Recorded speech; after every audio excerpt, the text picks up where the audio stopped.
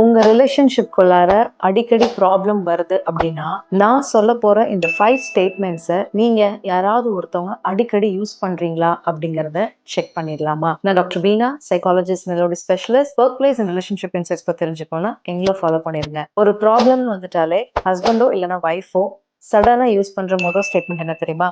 உன்னெல்லாம் நான் இனி தான் கல்யாணம் பண்ணணும், எப்படி உன்னை லவ் பண்ணேன்னு எனக்கு தெரியல அப்படிங்கிறது. செகண்ட், நீ என் வாழ்க்கையில வந்திருக்கல அப்படின்னா நான் ரொம்ப சந்தோஷமா நிம்மதியா இருந்திருப்பேன் அப்படின்னு சொல்லி எக்ஸிஸ்டன்ஸை கேள்விக்குறியாக்குறது. மூணாவது, எல்லா ப்ராப்ளமுமே உன்னால மாத்திரம்தான், அதுக்கு நீ தான் மூல காரணம் அப்படின்னு சொல்லி பிளேம் அவங்க மேல போட்டு அந்த ப்ராப்ளம இன்னும் வேர்ஸரா ஆக்குறது.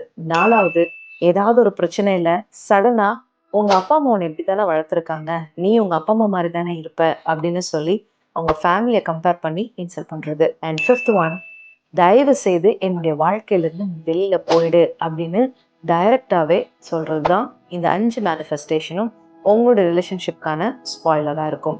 Please avoid this 5 statements. கண்டிப்பா அவாய்ட் பண்றப்போ நீங்க வித்தியாசத்தை ரிலேஷன்ஷிப்ல பார்ப்பீங்க.